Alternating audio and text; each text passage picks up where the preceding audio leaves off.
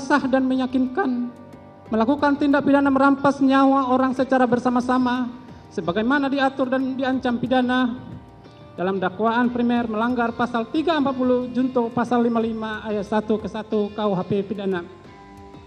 2. Menjatuhkan pidana terhadap terdakwa Richard Eliezer Pudium Lumiu dengan pidana penjara selama 12 tahun dengan perintah agar terdakwa tetap ditahan, dipotong masa penangkapan.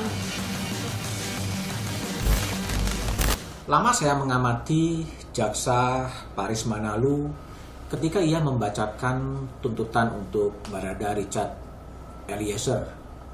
Suaranya tercekat, kadang-kadang seperti akan menahan tangis.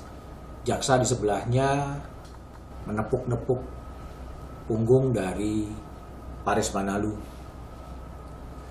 Paris kemudian melanjutkan pembacaan tuntutan terhadap Richard Eliezer. Jaksa Paris menuntut 12 tahun kepada Richard atas tuduhan terlibat dalam pembunuhan berencana. Pengunjung sidang di ruang Pengadilan Negeri Jakarta Selatan sontak teriak protes geram mendengar tuntutan 12 tahun penjara yang dituntutkan oleh Jaksa Paris Manalu kepada Richard Eliezer. Karena gaduh, karena ribut, kemudian Ketua Majelis Hakim kemudian men-skor sidang.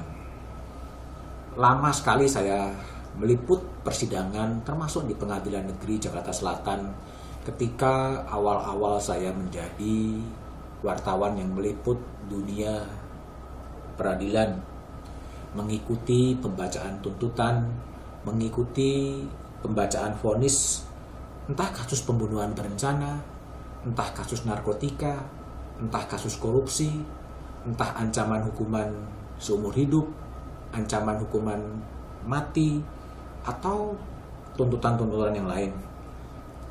Tapi pengalaman yang saya amati dari Jaksa Paris Manalu adalah pengalaman yang pertama yang saya lihat. Saya menangkap ada beban berat yang dipikul oleh Jaksa Paris Manalu saat membacakan tuntutannya. Saya tidak tahu beban berat seperti apa yang dihadapi oleh Paris Manalu ketika membacakan tuntutan. Saat memandu acara Satu Meja The Forum, saya sempat menanyakan kepada Jaksa Agung Muda Tindak Pidana Umum Fadil Zumhana. Dia mengatakan bahwa tuntutan yang dibacakan di Pengadilan Negeri Jakarta Selatan oleh Jaksa Pengadilan Negeri Jakarta Selatan mengalir ke atas. Mengalir ke atas itu adalah semacam rencana tuntutan yang diketahui oleh pimpinan tertinggi Kejaksaan Agung. Artinya rentut atau rencana tuntutan itu kemudian diputuskan oleh Jaksa Agung. Saat saya wawancara dengan Jaksa Agung ST Burhanuddin jauh sebelum sidang kasus Sambo ini dimulai, Jaksa Agung Burhanuddin mengatakan bahwa rentut memang akan diputuskan oleh Jaksa Agung. Apakah situasi itu yang kemudian membuat jaksa penuntut umum terasa tegang, terasa tercekat, dan terasa berat? Saya tidak tahu apa yang terjadi pergulatan batin di jaksa penuntut umum. Tapi yang pasti secara teoritik jaksa itu bertindak atas nama negara, atas nama kepentingan masyarakat, atas nama kepentingan korban. Itu adalah teori yang mendasari jaksa disebut sebagai jaksa penuntut umum. Tapi usai tuntutan 12 tahun yang dialamatkan oleh jaksa penuntut umum kepada Richard Eliezer, yang terjadi adalah ungkapan-ungkapan kegeraman, ungkapan-ungkapan kekecewaan yang dimunculkan di lini masa media sosial. Kasus ini menjadi trending topic di Twitter. Warganet rata-rata mengecam tuntutan yang dirasakan oleh warganet tidak adil. Muncullah berbagai tagar termasuk ragam tagar percuma berbuat jujur. Jaksa Agung Tindak Pidana Umum Fadil Zumana mengatakan bahwa tuntutan 12 tahun kepada Richard Eliezer adalah sudah pas karena jaksa sudah mempertimbangkan semua aspek. Karena bagi jaksa, Richard adalah eksekutor. Dialah eksekutor yang menjalankan perintah Verdi Sambo untuk kemudian menembak dan Yosua Huta Barat kemudian tewas. Itu adalah versi dari jaksa. Tapi bagi versi publik, Richard adalah justice kolaborator. Orang yang mengungkapkan fakta-fakta dari proses yang awalnya sangat gelap, tanpa kejujuran, tanpa keberanian dari Richard Eliezer, kasus Sambo akan menjadi dark number, kasus yang tidak pernah akan terungkap. Eliezer berani mengungkapkan apa yang sebenarnya terjadi seperti ada di panggung pengadilan setelah dia mendapatkan pelindungan dari Lembaga Pelindungan Saksi dan Korban, karena ia adalah sangat berharga untuk menguak fakta yang sebenarnya. Ia jujur mengakui perbuatannya, ia mengungkapkan apa yang dia ketahui, dan ia dimaafkan oleh keluarga korban, keluarga dari Yosua Huta Barat. Rasa keadilan publik inilah yang kemudian terkoyak. Kasus ini jika diruntut berawal dari laporan bisikan informasi dari Putri Chandrawati kepada Verdi Sambo.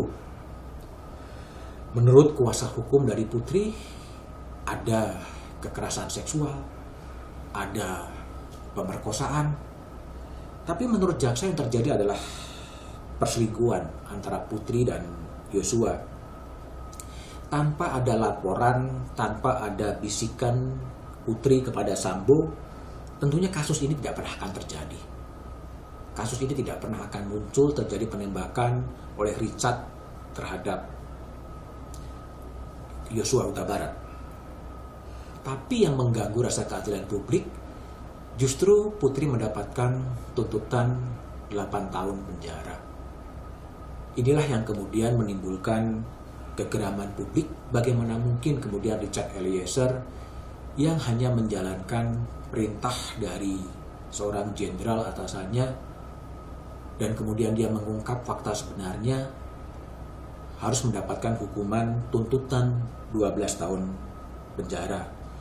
Tuntutan terhadap Eliezer memang terlalu berat. Dia telah mengorbankan kejujurannya. Dia telah berani mengungkapkan keterus-terangannya. Tetapi justru dia yang telah membuka fakta sebenarnya mendapatkan tuntutan yang sangat berat. Seandainya kemudian Richard mengikuti skenario Sambo bahwa terjadi tembak-menembak, jangan-jangan jika skenario itu kemudian berhasil, Richard justru akan mendapatkan penghargaan dari Sambo atau malah kenaikan pangkat dari Sambo. Tapi karena kejujuran yang kemudian dialami oleh Richard sekarang adalah kejujuran itu terasa dikubur oleh tuntutan dari jaksa. Keadilan terasa dicederai. Kini publik hanya berharap kepada Majelis Hakim Pengadilan Negeri Jakarta Selatan untuk menyelamatkan keadilan yang berada di tepi jurang, untuk menyelamatkan kebenaran yang ada di tepi jurang. Bisakah hakim kemudian menyelamatkan keadilan, mengungkapkan kebenaran material? Akankah majelis hakim bisa menyelami rasa keadilan publik yang sedang terkoyak dan mengungkap kebenaran material? Sebaiknya kita menunggu. Tapi kalaupun gagal, yang namanya keadilan harus tetap diperjuangkan. Biarpun langit runtuh, keadilan harus tetap ditegakkan. Dan kita punya kewajiban untuk terus mengawal proses agar kebenaran terungkap dan keadilan hadir di ruang-ruang pengadilan, apakah itu di Jakarta Selatan, apakah di pengadilan banding, bahkan sampai ke Mahkamah Agung.